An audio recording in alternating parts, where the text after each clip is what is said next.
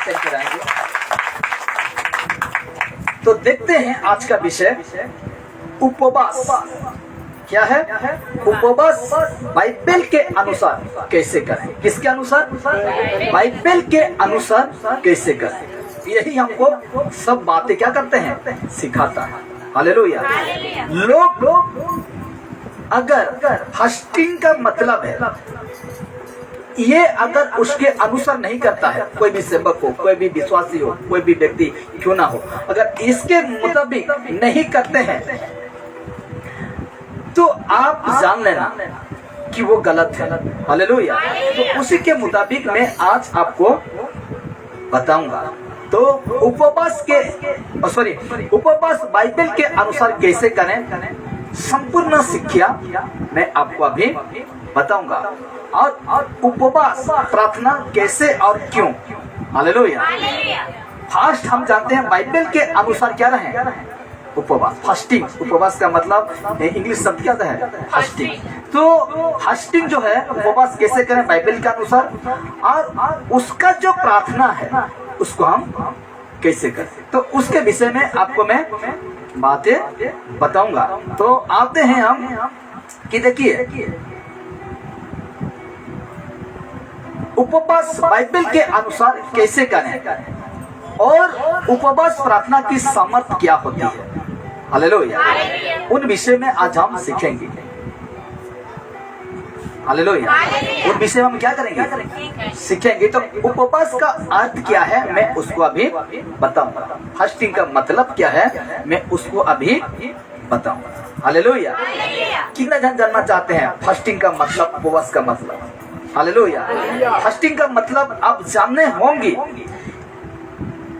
ठीक है। अगर नहीं जाने हैं तो मैं अभी आपको बताना चाहता हूं। तो कहता है उपवास प्रार्थना किसी आत्मिक उद्देश्य से पूर्ति के लिए या विशेष कार्य अथवा निर्णय लेने के लिए जल और भजन अलग रखकर उस समय को प्रार्थना में हमको क्या करना पड़ता है, बिताना पड़ता है। जब हम फास्टिंग, देखिए अभी मैं स्पष्ट रीति से आपको समझाता हूँ। जब हम फास्टिंग रहते हैं तो जो भजन रहता है ना, जल, उस सब को हम क्या रखते हैं, अलग रख कर जो फास्टिंग का जो समय है उसको हम प्रार्थना में क्या करते हैं, बिताते हैं। हालेलुया। लेकिन आज का फास्टिंग लोग क्या करते हैं, फास्टिंग प्रोग्राम जाते हैं, जैसे प्रार्थना खत्म होता है थोड़ा देरी के लिए लोगों को चाय पानी या कुछ 5 रीति से फास्टिंग है जो कि आप थोड़ा चाय पानी पी सकते हैं। एक प्रार्थना मतलब एक फास्टिंग है, ना पानी पी सकते हैं ना खाना खा सकते हैं, कुछ नहीं। और ऐसा फास्टिंग जो ताकतवर है वही रखना नहीं तो कुमला के पूरा सूख के हड्डी हो जाए। हालेलुया। तो कुछ 5 प्रकार है मैं बताऊंगा।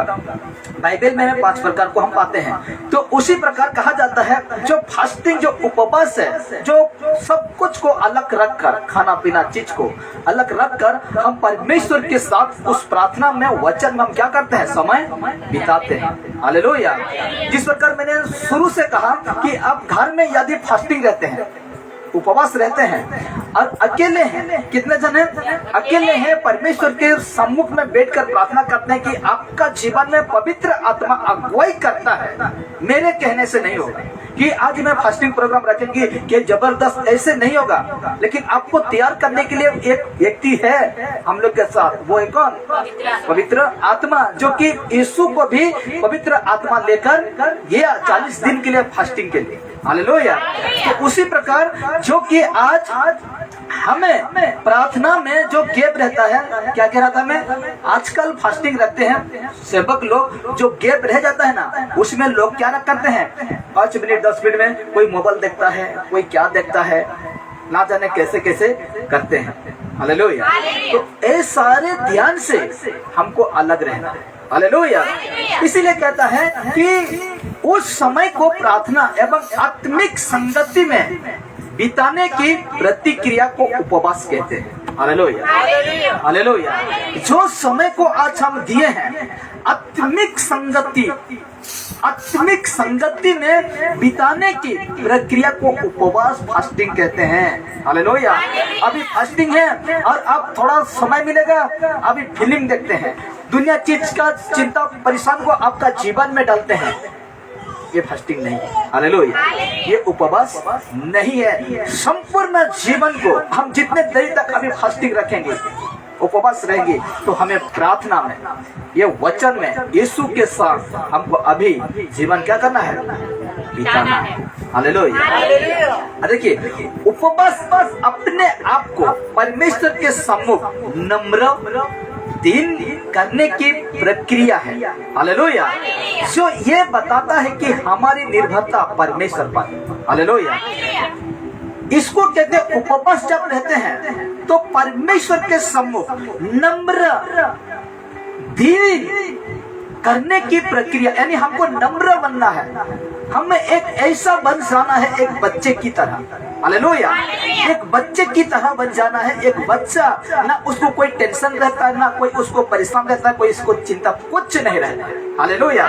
उसी प्रकार हम परमेश्वर के सम्मुख में जो फास्टिंग रखते हैं, जो प्रार्थना करते हैं, उपवास प्रार्थना करते हैं, तो खुद को नम्र और दीन करना है, खुद को छोटा करना है।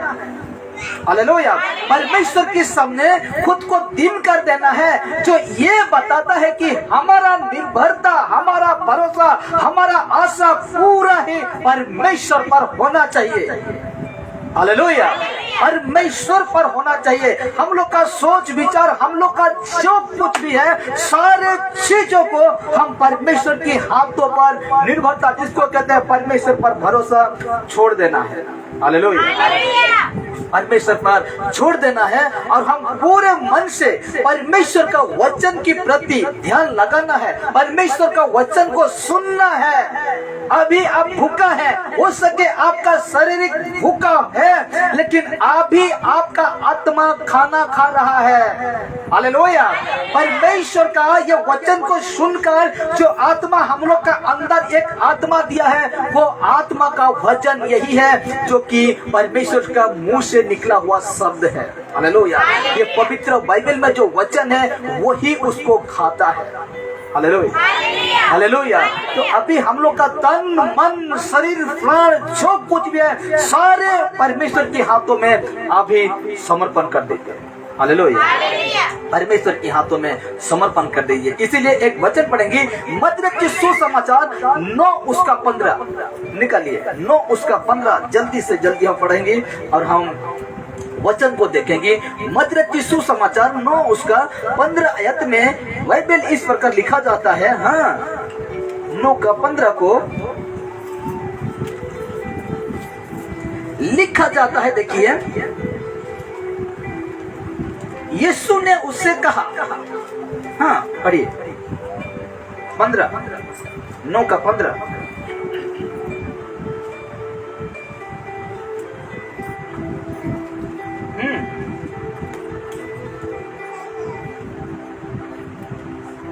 यीशु ने उनसे कहा, क्या बाराती जब तक दूल्हा उनके साथ है शोक कर सकते हैं?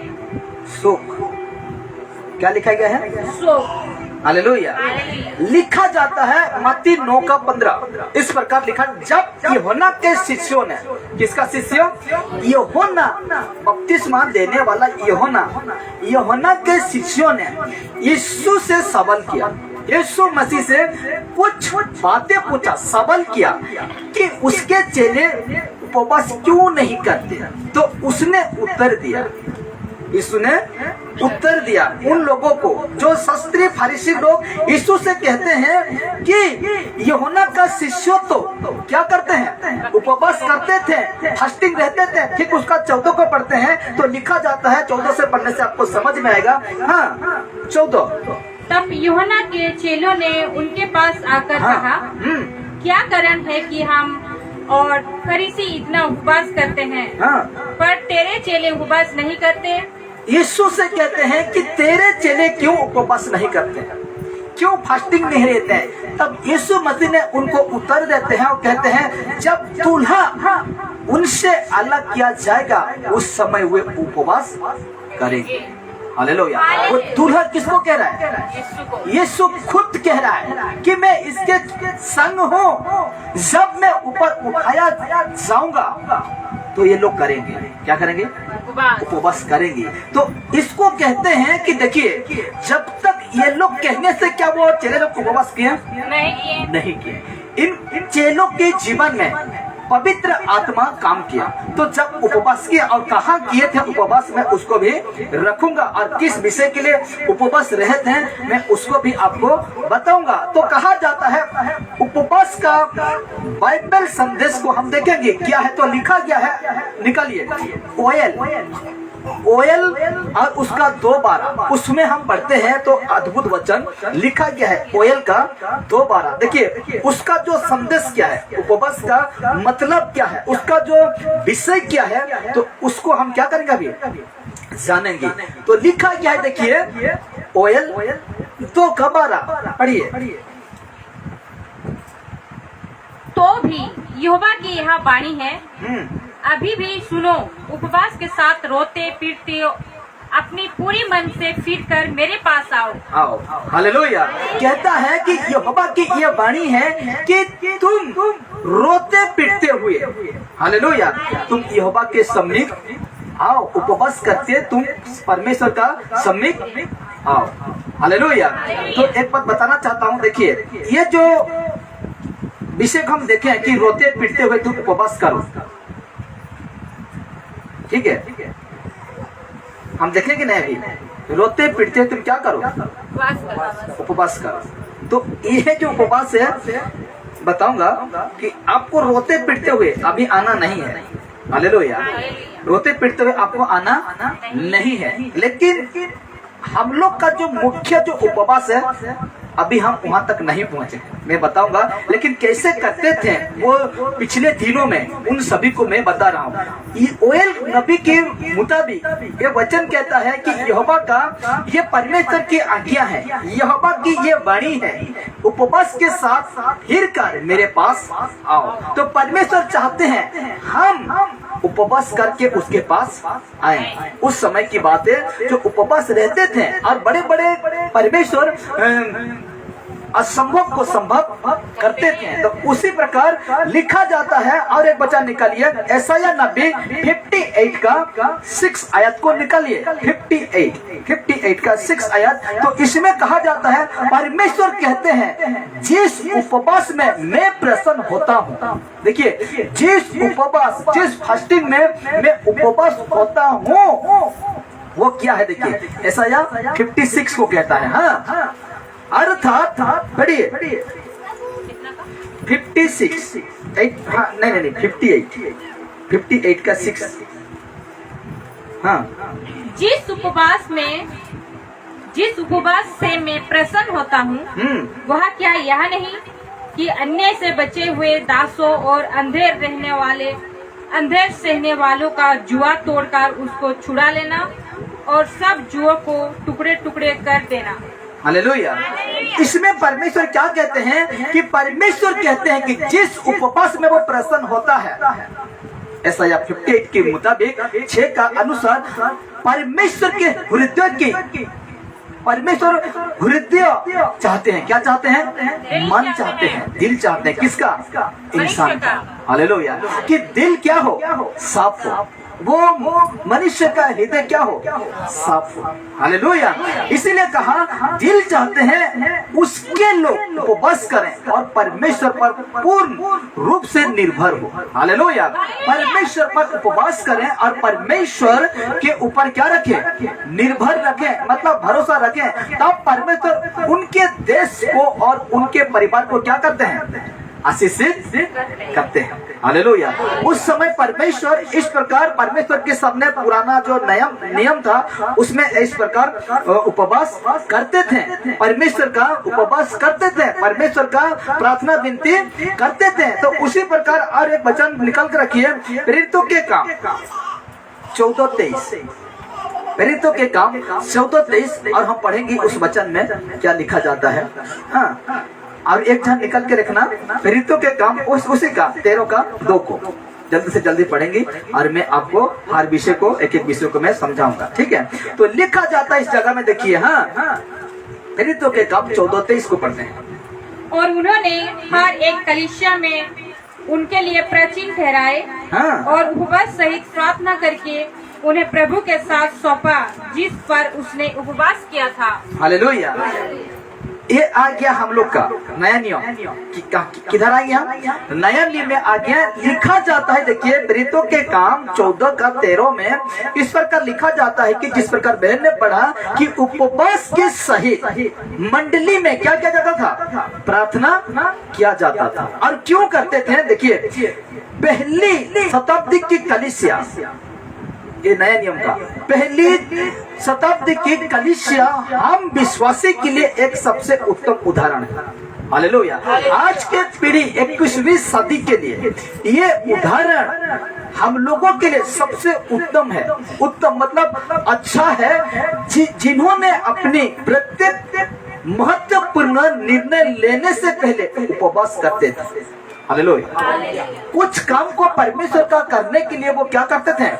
उपवास, फास्टिंग करते थे। मंडली ऐसा एकत्रित होकर वो मंडली में बैठकर सबसे पहले क्या करते थे?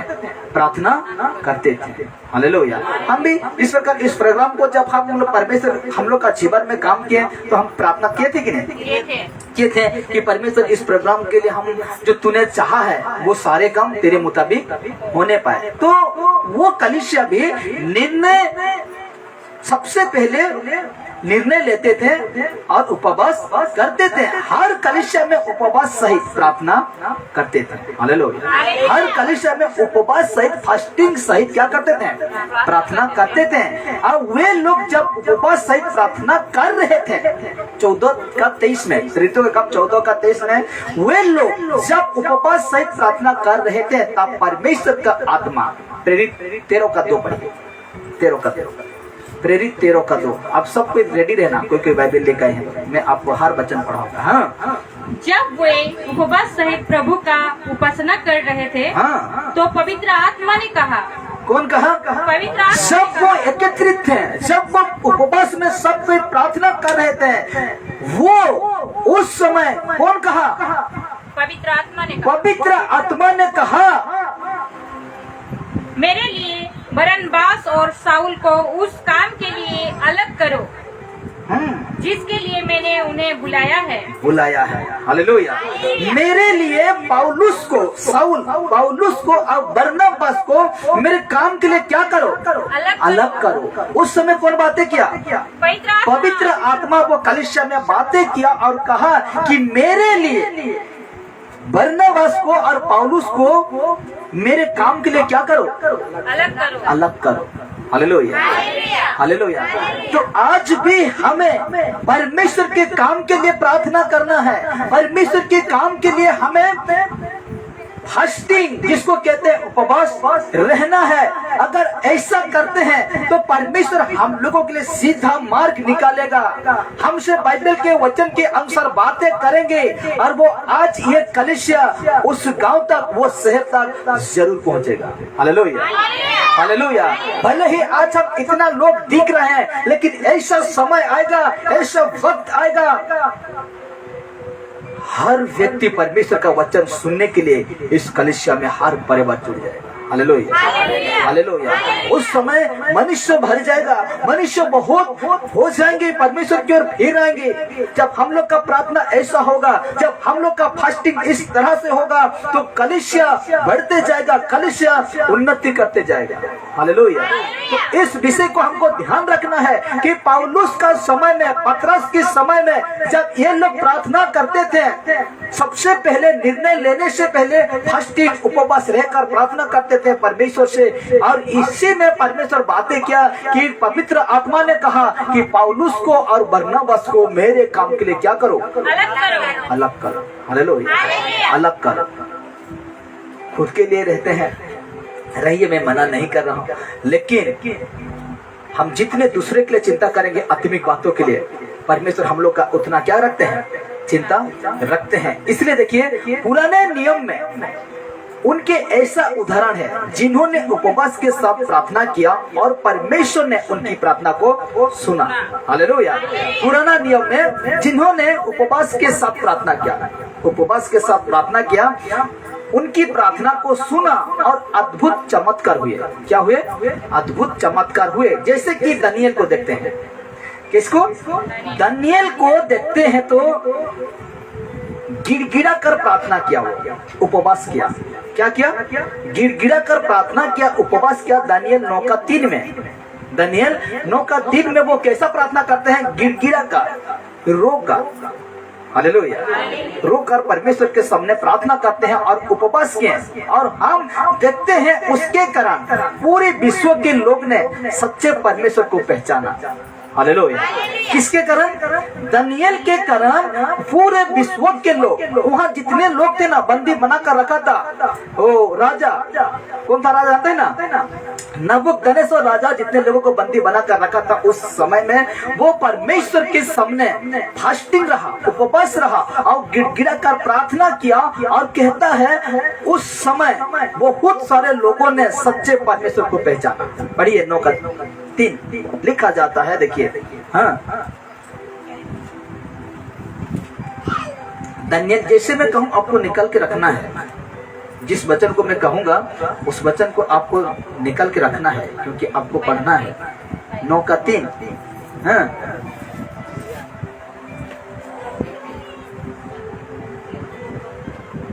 दानियेल का 9:3 को पढ़िए। हाँ, तब मैं अपना मुख प्रभु परमेश्वर की ओर करके गिड़गिड़ाहट के साथ प्रार्थना करने लगा। हाँ, लिखा जाता है क्या? कितना पढ़ रहे हैं? 9:3 ना। तो लिखा जाता है, तब मैं अपना मुख प्रभु परमेश्वर की ओर करके गिड़गिड़ाहट के साथ प्रार्थना करने लगा और उपवास कर टाट पहन रक में बैठ वरदान मांगने लगा। Hallelujah, hallelujah. क्या करने लगा? रिपीट करिए वचन। हाँ, तब मैं अपना मुख प्रभु परमेश्वर की ओर करके गिड़गिड़ाहट के साथ प्रार्थना करने लगा। हाँ, और उपवास कर टाट पहन रक में बैठकर वरदान मांगने लगा। वरदान मांगने लगा। क्या मांग रहा है? वरदान मांग रहा है। अब वरदान क्या था बताओ?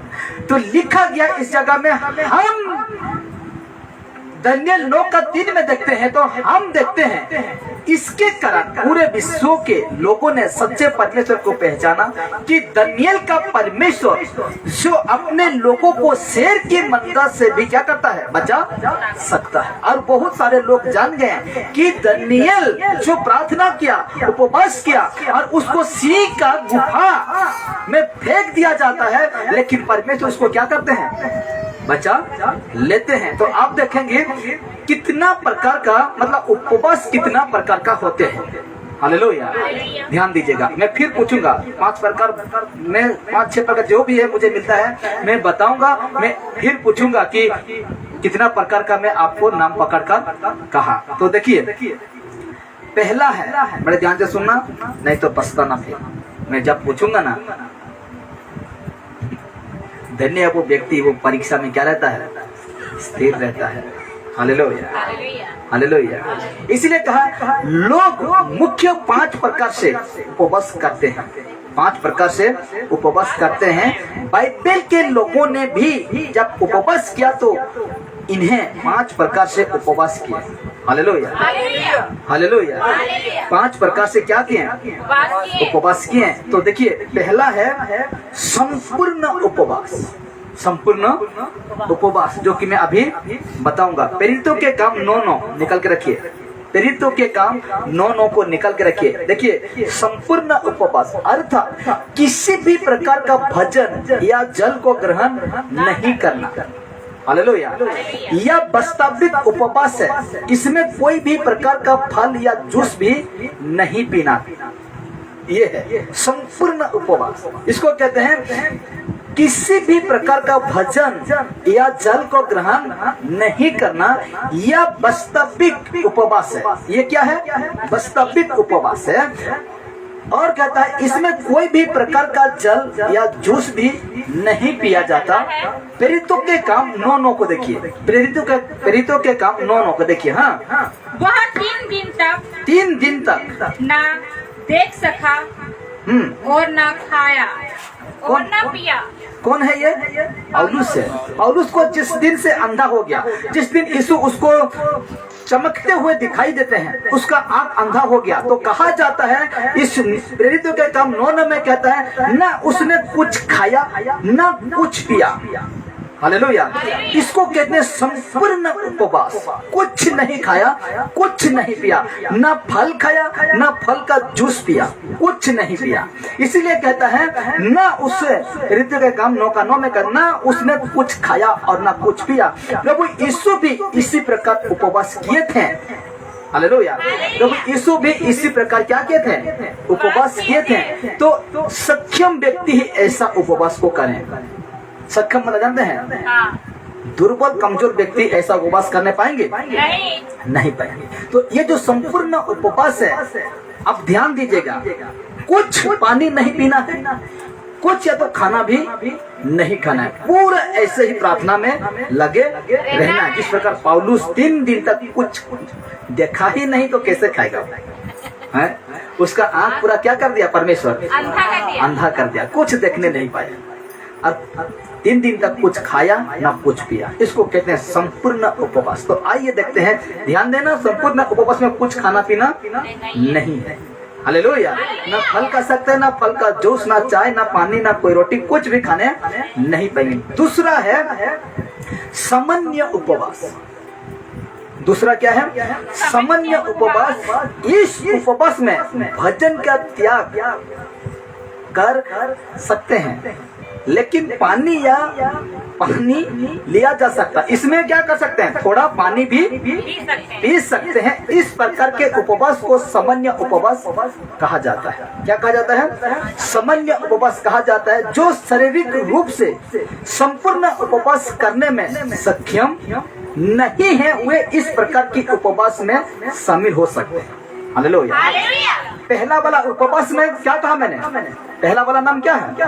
संपूर्ण उपवास। संपूर्ण उपवास। उसमें क्या क्या खा सकते हैं? कुछ नहीं खा सकते हैं।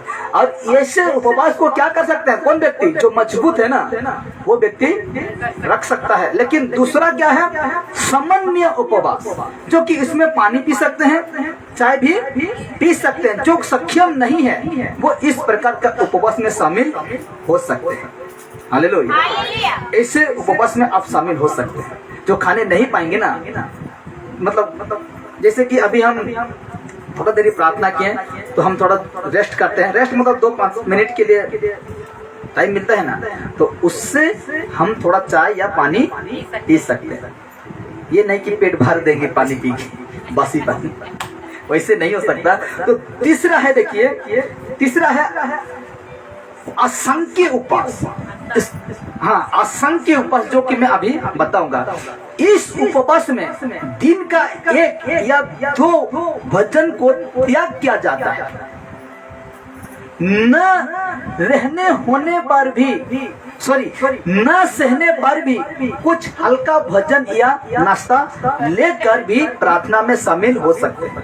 ये ऐसा उपवास है असंख्य, मतलब एक ऐसा उपवास है कि दिन में एक बार नाश्ता हल्का फुल्का, क्या कहा गया है? हल्का फुल्का भोजन कर सकते हैं।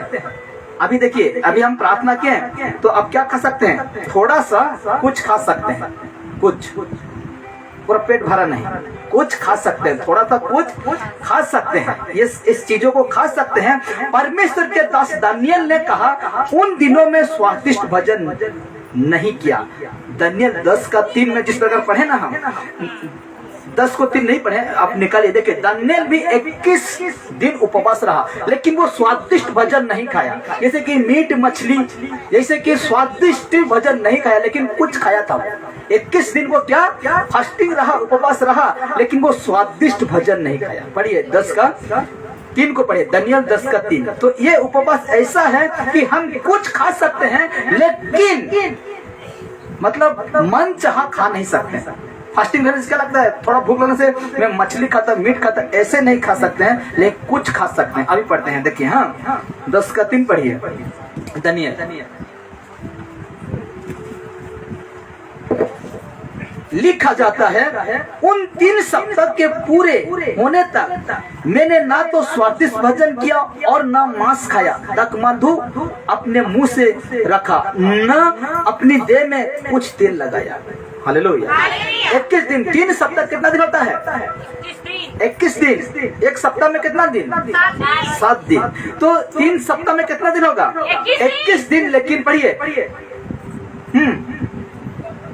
उन 3 सप्ताहों के पूरी होने तक मैंने ना तो स्वादिष्ट भोजन किया और ना तो मांस या दखमधु अपने मुंह में रखा और ना अपने देह में कुछ तेल लगाया। तो देखिए, ये व्यक्ति खाया है, कुछ खाया है, लेकिन स्वादिष्ट भोजन नहीं खाया। इसको कहते हैं असंख्य उपास। असंख्य उपास, इसमें हम कुछ खा सकते हैं, कुछ ले सकते हैं। 21 दिन रहा, लेकिन हल्का फुल्का चीज वो क्या किया? दानियल खाया है।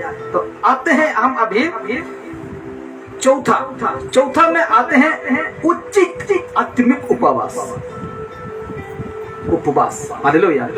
उचित आत्मिक उपवास, इसको कैसा करना है? देखिए, इस उपवास में दिन का 1 या 2 भोजन, अरे अच्छा चौथे में आए हैं। तो चौथे उपवास है उचित आत्मिक उपवास। तो इसमें हम क्या कर सकते हैं? देखिए, इस उपवास में न केवल भजन वरन तमाम बुरे से भी अलग रहकर या ऐसा कोई भी कारण जो हमें प्रार्थना में बाधा डाल ले, जैसे कि बड़े ध्यान से सुनिएगा, मैं नहीं कह रहा था कि ऐसे उपवास रहते हैं जो कि लोगों क्या करते हैं?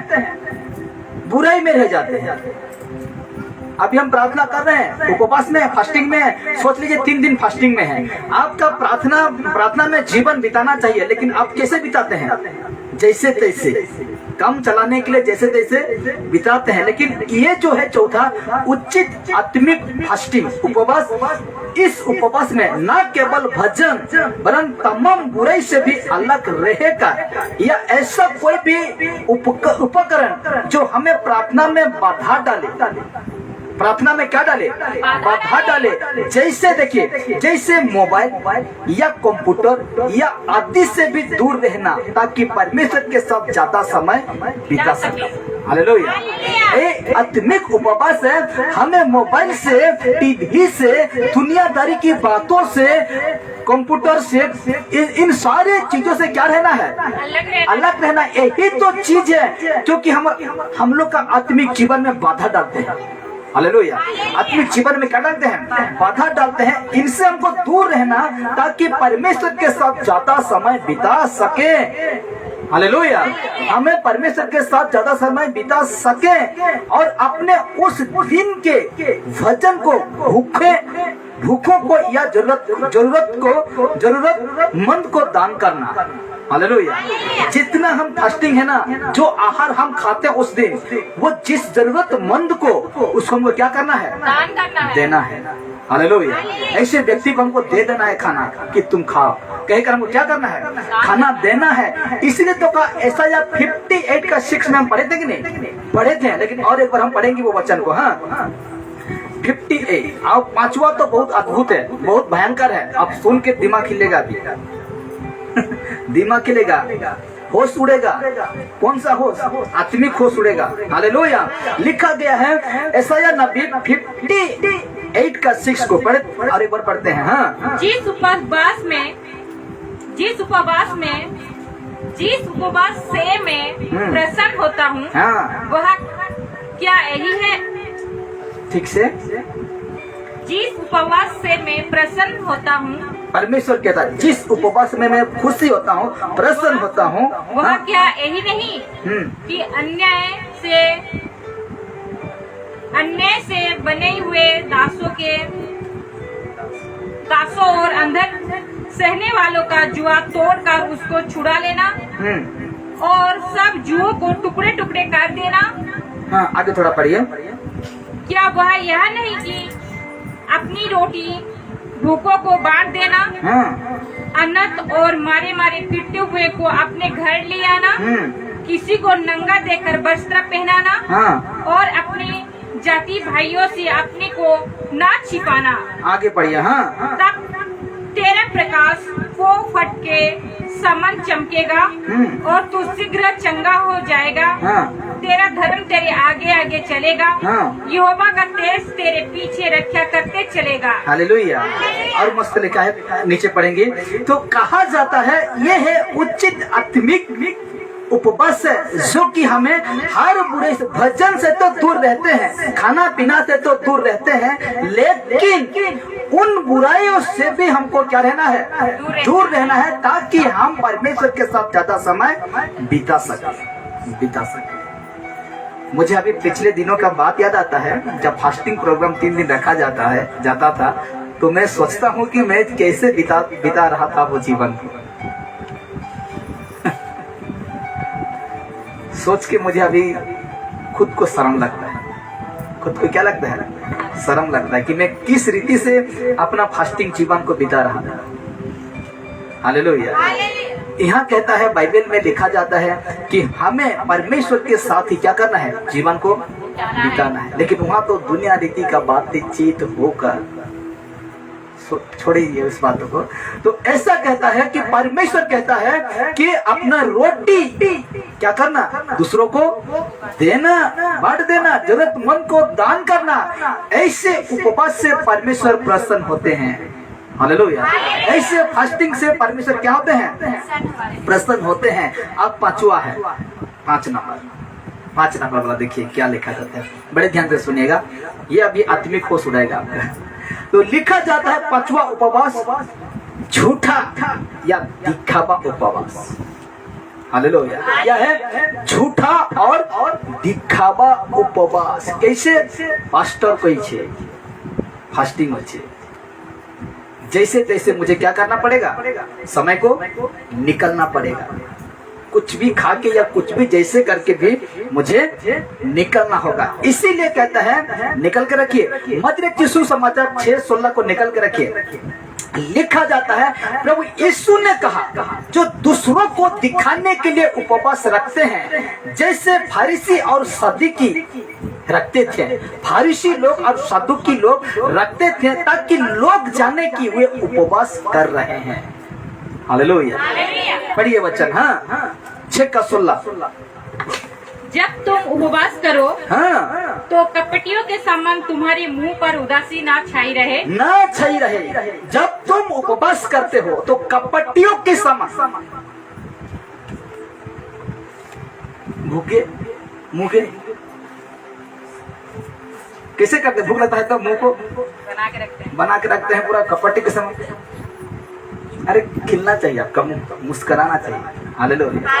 मुंह बना कर रखना, ये तो वचन कह रखे, रिपीट करिए। हाँ, जब तुम उपवास करो तो कपटियों के समान तुम्हारे मुंह पर उदासी छाई ना रहे, क्योंकि वे अपना मुंह बनाए रहते हैं ताकि लोग उन्हें उपवासी जाने। हालेलुया। कहाँ हेलो मुँह सुखी जाइए फास्टिंग अच्छे कहाँ हेलो माने सुखी जो माने सुखी गला मुटा पहला सकाल तो भल थिला उपवास अच्छे। एक भाई है, आप जानते हैं उस भाई को, फास्टिंग रहता है बुधवार को। वो भाई रहता है, हर सबको बताता है, कहाँ जे भात खाए तो कि नहीं फास्टिंग अच्छे, फास्टिंग सर ले खाए और काम करता है। क्या करता है? काम करता है। लेकिन समय बिताना है किसके साथ? परमेश्वर के साथ। इसको कहता है जैसे तैसे दिखावटी। इसको कहता है 5वां क्या है? झूठा या दिखावा का उपवास है। और इसमें कहता है कि प्रभु यीशु मसीह ने कहा कि ऐसा तुम उपवास ना रखो कि तुझे देखकर लोग जान जाए कि तू क्या है, फास्टिंग है, उपवास है। इसीलिए कहा उपवास जो परमेश्वर को नहीं बल्कि लोगों को भावित करता है, वो झूठा, पखंडी या दिखावा का उपवास होता है। हालेलुया। लूका रचित सुसमाचार 18 उसका 11, लूका रचित सुसमाचार 18 का 11 में लिखा जाता है इस प्रकार, और हम देखेंगे परमेश्वर का वचन। और उसके बाद हम थोड़ा समय लेंगे, उसके बाद हम निकलेंगे और हम कुछ करेंगे। उसके बाद मैं आपको कॉपी दूंगा, उस कॉपी में कुछ लिखना है आपको, ठीक है? हाँ, पढ़िए लूका 3 समाचार 18 का 11। फरीसी खड़ा होकर अपने मन में यह प्रार्थना करने लगा, हे परमेश्वर, मैं तेरा धन्यवाद करता हूँ कि मैं दूसरे मनुष्य के सामने अंधेर करने वाला, अन्यायी और व्यभिचारी नहीं। ये है दो, एक शास्त्री फरीसी जो खुद को धर्मी कहता है, दूसरा है पापी मनुष्य कहता है। हाँ, कि दूसरे मनुष्य के समान अंधेर करने वाला, अन्यायी और व्यभिचारी नहीं, और न इसी चुंगी लेने वाले के समान हूँ। मैं सप्ताह में 2 बार उपवास रखता हूँ। मैं अपनी सब कमाई, ये देखिए, मैं सप्ताह में कितने बार उपवास रखता हूँ? 2 बार। क्या कहा? मैं सप्ताह में 2 बार उपवास रखता हूँ। परमेश्वर, तू तो जानता है परमेश्वर, मेरा जो कमाई है 10वां अंश मैं तुम्हें देता हूँ। मैं इस चुंगी वाला जैसा व्यक्ति नहीं, ये पापी की तरह मैं नहीं हूँ प्रभु, तू तो जानता है। और मैं सप्ताह में 2 बार उपवास रखता हूँ, तब भी परमेश्वर उसका प्रार्थना नहीं सुना। लेकिन किसका सुना? जो चुंगी लेने वाला था। वो कैसे प्रार्थना करता है? हे परमेश्वर, मैं तेरे और आंख उठा कर भी देख नहीं सकता, मैं ऐसा योग्य ही नहीं हूँ परमेश्वर। मुंह झुकाकर, अपना सिर झुकाकर वो प्रार्थना करता है कि परमेश्वर, मैं तेरा योग्य भी नहीं हूँ कि मैं तुझे आंख उठाकर देख सकूं। हालेलुया। और ऐसे में परमेश्वर कहता है, जो 2 बार फास्टिंग रखने वाला, उपवास रखने वाला, उसका प्रार्थना नहीं सुना, लेकिन जो चुंगी लेने वाला था, जो पापी था, उसका प्रार्थना सुना। क्यों? क्योंकि ये व्यक्ति जो था झूठा दिखावा उपवास करता था। हालेलुया। झूठा उपवास करता था। इसीलिए आज हमें जानना है कि जिस प्रकार हम परमेश्वर के सम्मुख में उपवास रहते हैं, तो आज हमें बड़े ध्यान के साथ हमको उपवास रहना है, जो कि बाइबल हमको जिस प्रकार कहता है उसी रीति से हमको उपवास रहना है। तो देखिए, उपवास का नियम जो है क्या क्या है, मैं अभी बताकर इसको हम कुछ समय तक रखेंगे। उपवास कैसा करना चाहिए और उसका नियम कैसा है, बाइबल जो सिखाता है, मैं उसी को अभी मैं सिखाऊंगा। 5 प्रकार का उपवास है, आप वीडियो देख लेना, क्योंकि रिपीट नहीं करूंगा मैं। उपवास का नियम जो देखिए, लोगों को दिखाने के लिए या लोगों को प्रभावित करने के लिए उपवास ना करना। लोगों को दिखाने के लिए, लोगों को खुशी करने के लिए, सबक को खुशी करने के लिए, विश्वासी को खुशी करने के लिए हमको उपवास ना करना। क्या ना? उपवास ना करना। मत्ती 6:16 में हम पढ़े कि प्रभु यीशु ने यह बताने से पहले कि कैसे उपवास करना चाहिए, या बताया कि कैसे नहीं करना चाहिए उपवास। दिखावा का उपवास नहीं करना चाहिए। यदि हम लोगों को दिखाने के लिए उपवास करते हैं, तो अपने स्वर्गीय पिता से जो गुप्त में देखता है परमेश्वर, उससे प्रतिफल इनाम नहीं पाएंगे। दिखावा का जो करेंगे वो प्रतिफल हम पाएंगे नहीं पाएंगे। लेकिन जो गुप्त में परमेश्वर हम लोगों का देखता है, वो परमेश्वर क्या करेगा? प्रतिफल देगा। तो देखिए, पहला बात कौन सा नियम रहता है? सामूहिक रूप से या कलीसिया में प्रार्थना करें। फास्टिंग सामूहिक रूप से परमेश्वर में, मतलब कलीसिया में क्या करना है?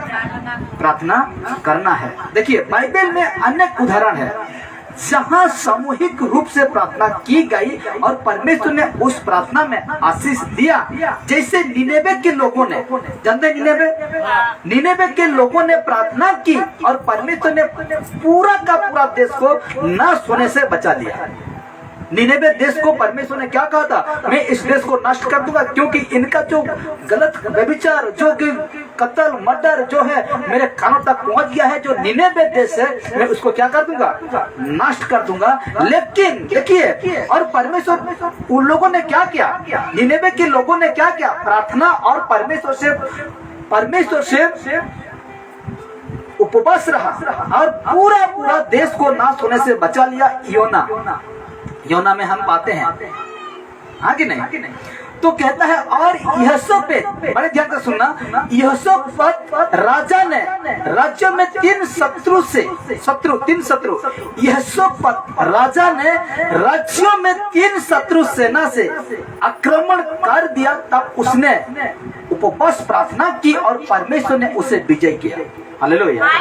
पहला क्या है? सामूहिक रूप से कलीसिया में प्रार्थना करना है, हाँ कि नहीं? वो लोग देश के लिए क्या रहे? फास्टिंग रहे।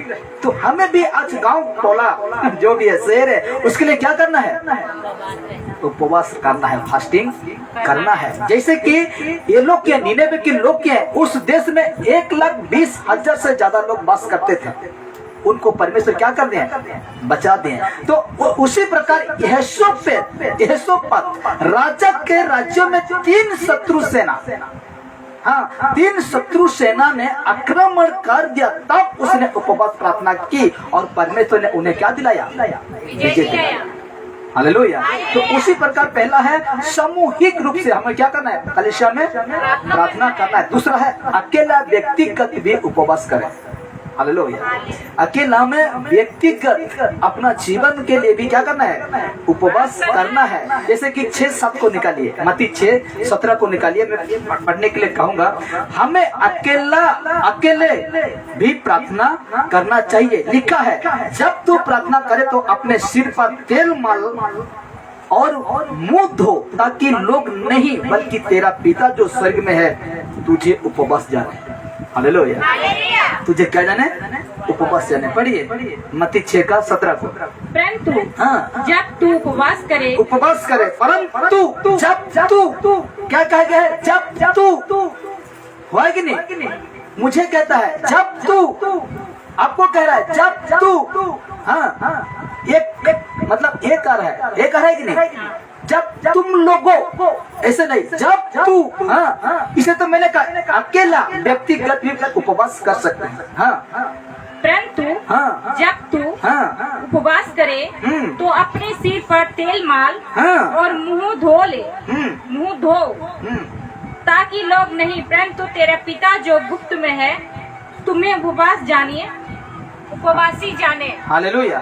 क्या लिखा जाता है कि तू मुंह धो अपना सिर पर, मतलब सब सुकर, हालेलुया, जो कि तेरा स्वर्गीय पिता है तुझे क्या जाने? उपवास जाने।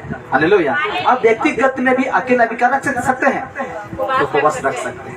हालेलुया। नहीं किसी को दिखाने के लिए नहीं, किसी को उपवास तो ऐसे खाली शुक्रवार कहते कि नहीं, कोई आदमी शुक्रवार को ही क्यों ठहराया ही नहीं परमेश्वर की ये शुक्रवार को दिन को ही तुम फास्टिंग रहे, ऐसा कोई नियम नहीं बनाया है।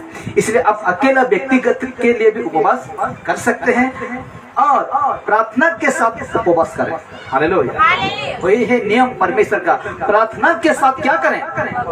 उपवास करें। उपवास कोई भूख हड़ताल नहीं है, उपवास कोई भूख हड़ताल नहीं है। ये परमेश्वर के सामने नारा लगाना या हाथ पैर कटना नहीं है। हालेलुया।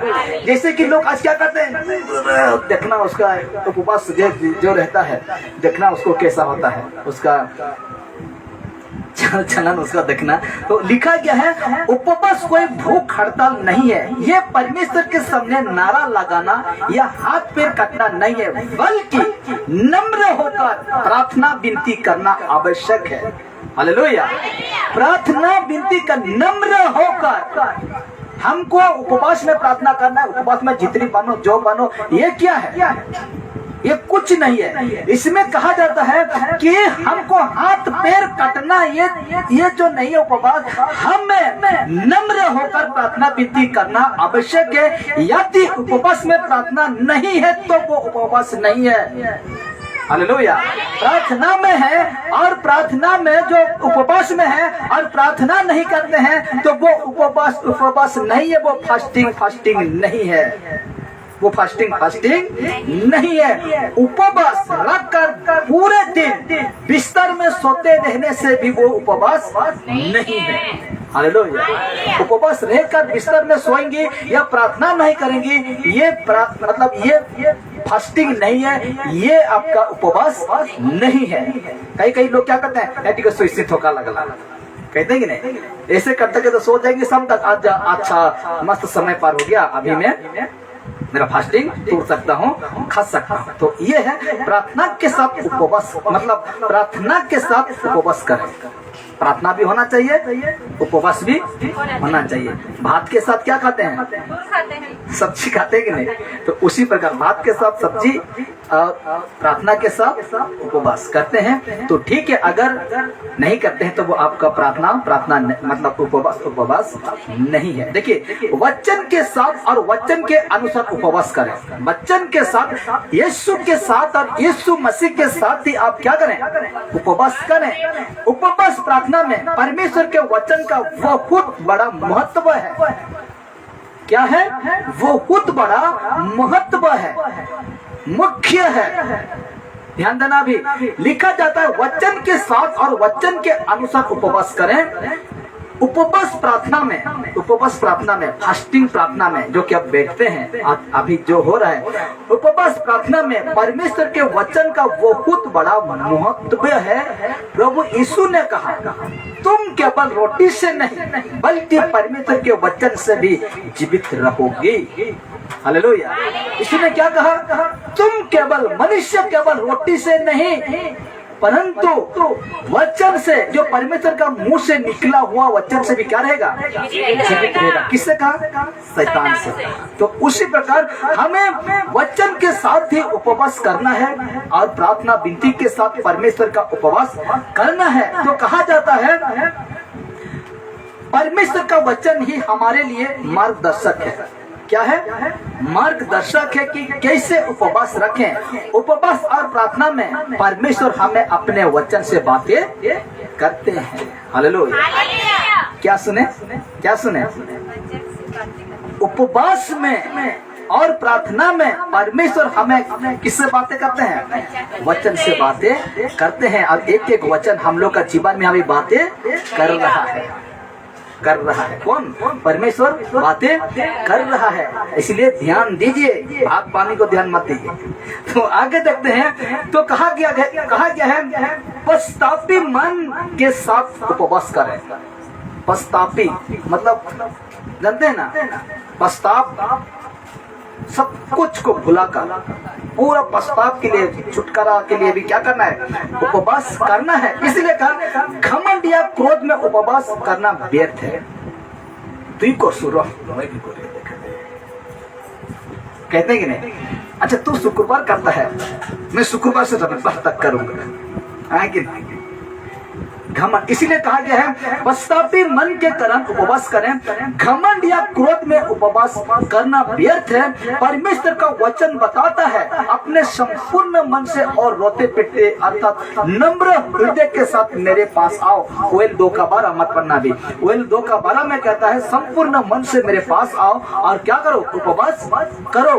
कोई भी घमंड या क्रोध से आप आकर किसी को देखकर, किसी को सुनकर ऐसा मतलब उपवास मत करें, नहीं तो आपका उपवास व्यर्थ में जाएगा। सिर्फ भूखा रहेंगे, आपका पेट को भूखा रखेंगे, लेकिन आप परमेश्वर से कुछ नहीं पा सकते। हालेलुया। कुछ नहीं पा सकते। अभी आते हैं, लास्ट में आते हैं। लिखा जाता है पवित्र आत्मा की अगुवाई में उपवास करें। हालेलुया। पवित्र आत्मा की अगुवाई में क्या करें? उपवास रखें। यीशु मसीह आत्मा के अगुवाई में 40 दिन और 40 रात उपवास किया। हालेलुया। 4 को हम देखेंगे ना, मत्ती 4 में देखेंगे तो आत्मा ले गया, यानी पवित्र आत्मा जंगल की ओर किसको ले गया? यीशु को ले गया। आत्मा यानी पवित्र आत्मा। तो कहा गया है, लास्ट है, पवित्र आत्मा की अगुवाई में उपवास करें। यीशु मसीह आत्मा के अगुवाई से 40 दिन और 40 रात उपवास किया। हमें विशेष उद्देश्य के साथ और आत्मिक अगुवाई में उपवास करना चाहिए। हालेलुया। हमें आत्मिक अगुवाई में क्या करना चाहिए? उपवास करना चाहिए। हालेलुया। समझ रहे ना? उपवास कैसा रखना है, कैसा करना है, उपवास में रहते हैं तो क्या करना है, वो सब बातों को रहिए। उपवास बहुत अच्छा है। घर में रहिए, अकेले, मैंने क्या कहा, व्यक्तिगत भी उपवास कर सकते हैं। हालेलुया। इसीलिए उपवास के लाभ को मैं बताऊं इससे पहले अभी यहाँ आप हम क्या करेंगे? इस विषय को रखेंगे। हालेलुया।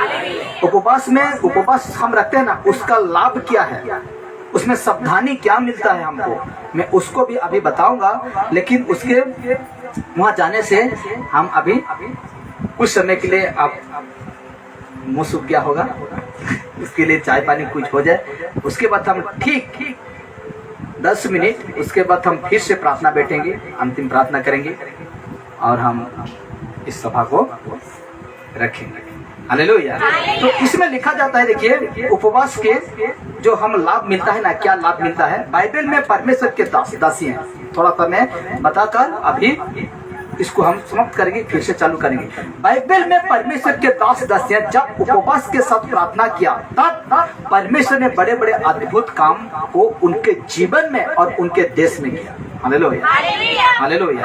उपवास के जब प्रार्थना करते हैं दास दासी, तो उनका जीवन में अद्भुत काम और उनका जीवन में और उनके देश में अद्भुत काम किया। एक सही उद्देश्य से किया गया उपवास हमेशा एक बड़ी आशीष को लेकर आता है। हालेलुया। सही उद्देश्य में अगर हम उपवास करते हैं तो बड़ा उद्देश्य को परमेश्वर लेकर आते हैं, आशीष को लेकर आते हैं। बड़ी बड़ी आत्मिक जागृति हमेशा ही उपवास और प्रार्थना के साथ ही आई है। Hallelujah, hallelujah. यीशु को जीत मिलना शैतान से कहां से? उपवास से। हालेलुया। बरनबास को और पौलुस को अलग करना कहां से? उपवास से। कर्नेलियुस को दर्शन देना कहां से? उपवास से। हालेलुया। तो दानियल को भी बचाना सीख मंदा से कहां से? उपवास से। बहुत सारे उपवास के हैं जो कि मैं अभी रखूंगा अगले, जो अभी जो उपवास में मतलब प्रार्थना में बैठेंगे तो हम देखेंगे उपवास से विजय प्राप्त होता है। फायदा क्या क्या है इसको हम देख के हम समझ करते हैं, ठीक है। उपवास से क्या होता है? विजय प्राप्त होती है, मतलब जीत हासिल पाते हैं। राजा यहोशापात ने जब उपवास के साथ प्रार्थना किया तो परमेश्वर ने उनका सेना को 3 शत्रु राजाओं से युद्ध में विजय किया। हालेलुया। वो कैसे? प्रार्थना के साथ, उपवास फास्टिंग के साथ किया तो वो राजा को जीत दिलाया। पहला है, देखिए फायदा यही है, फायदा उपवास का यही है फायदा। उपवास से नम्रता और दीनता प्राप्त होती है। हालेलुया। क्या प्राप्त होती है? उपवास प्रार्थना से दीनता और नम्रता प्राप्त होती है। राजा अहाब ने, पुराना नियम की बातें कर रहा हूँ, राजा अहाब ने जब उपवास किया तो वो नम्र और दीन हो गया और परमेश्वर ने उस पर आने वाली समस्या को दूर कर दिया। हालेलुया। यही है फायदा। आपके पास आता है क्या संकट, आपके पास आता है समस्या, जब ऐसा प्रार्थना करते हैं, ऐसा करते हैं तो आपका समस्या भी क्या कर देगा? परमेश्वर दूर कर देगा, टाल देगा। परमेश्वर की सेवकाई के लिए भेजा गया। कहा? उपवास में। मैंने कहा परमेश्वर की सेवकाई के लिए भेजा गया। किसको भेजा गया? पहली शताब्दी की कलीसिया के लोगों ने जब एक साथ उपवास प्रार्थना की तब परमेश्वर की आत्मा ने पौलुस और बरनबास को सेवा करने के लिए अलग किया और भेजा उसको। हालेलुया। तो यही है फायदा हम लोग का उपवास का प्रार्थना, यही है फायदा। और लास्ट में बता रहा हूँ, उपवास के द्वारा परमेश्वर समस्या का समाधान करते हैं। हालेलुया। क्या करते हैं? जब नेहमिया ने अपने इस्राएल की समस्या के विषय में प्रार्थना और उपवास किया तो परमेश्वर ने एक अन्य जाति राजा के द्वारा भी उपाय किया और समस्या को समाधान किया। हालेलुया। तो ये सारे मतलब फायदा लोगों को मिलता है। इसलिए अभी लाइव बंद करते हैं और फिर से हम लाइव आएंगे, तो अभी बंद कर दीजिए।